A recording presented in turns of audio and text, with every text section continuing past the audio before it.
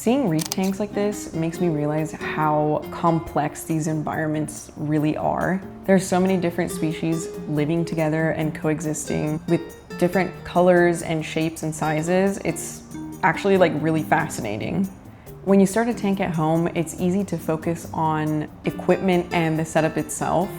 But places like this remind you that it's really about trying to recreate a tiny piece of a really big ecosystem. Some of the creatures here almost look alien-like. The way they move is extremely different to anything you've ever seen on land. And I think that's a part of what makes aquariums so interesting. There's an entire world under the water that we rarely get to see up close. The larger tanks are honestly really mesmerizing. You can get lost just staring at them for a really long time and seeing how these animals behave, especially like sharks and the smaller fish and turtles. That kind of blew my mind because I was thinking, how did the sharks not attack these more vulnerable species? But also obviously the aquarium keepers know what they're doing. But it was making me question a little bit how they coexist and how the more vulnerable species don't get attacked by these sharks. It's still peaceful in a strange way though. There's just something about watching all of them existing together that feels really calming. After setting up my first ever saltwater tank, I received an overwhelming amount of comments with advice and tips on how to approach the tank going forward. And I just wanted to say, thank you to everybody who extended a helping hand. It has been very helpful actually, and I saw a lot of advice that is definitely gonna help me down the line. So yeah, I just wanted to let you guys know that. And just a few things. I know that I did mess up and I'm gonna continue messing up the rest of this journey.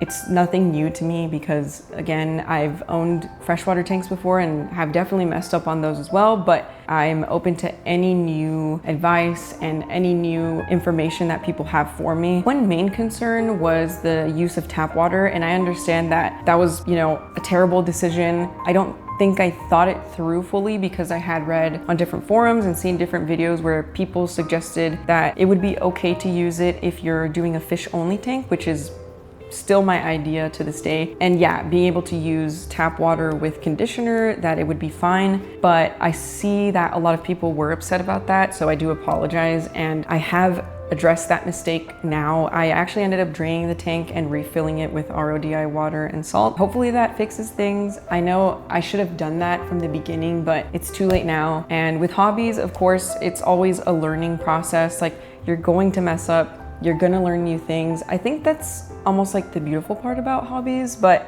anyway, that was a main concern. Also, all of the extra stuff like testing kits, a wave maker, things like that, I was going to get, but down the line, well, not the testing kit. I already bought that as well, but I just mean like little extra things like that. I understand they're really important and they're very detrimental to the health of the tank. So I just wanted to also address that. It's just something I hadn't thrown in that initial video because I didn't think that people would assume that I wasn't responsible that way, but that's my fault. And the last thing that I'll update on is the rock placement.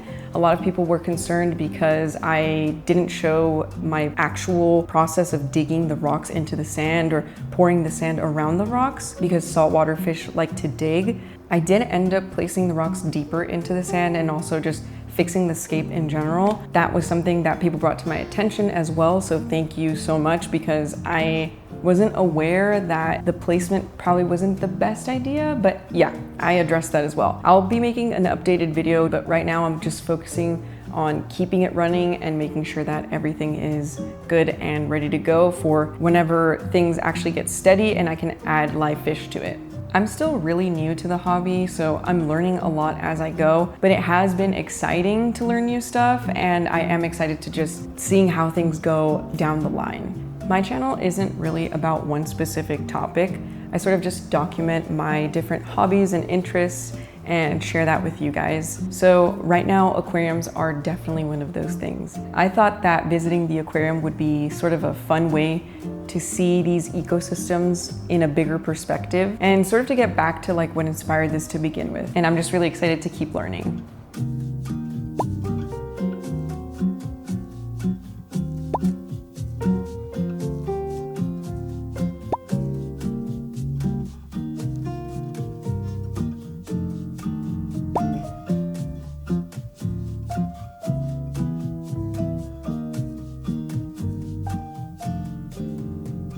Seeing all of this definitely puts my tank into perspective. Mine is obviously super tiny compared to these ecosystems, but it also makes the hobby feel really exciting. Every tank starts somewhere, and for me right now, it's about learning how all of these environments work. I'm definitely still figuring things out as I go, but that's part of what makes this interesting. And I'm really grateful for all of the advice that I got and the encouragement that people shared so far. It's been a really great reminder about how each hobby has a group of people who are really passionate about these things and are willing to help and give advice that will ultimately make me a better aquarium keeper.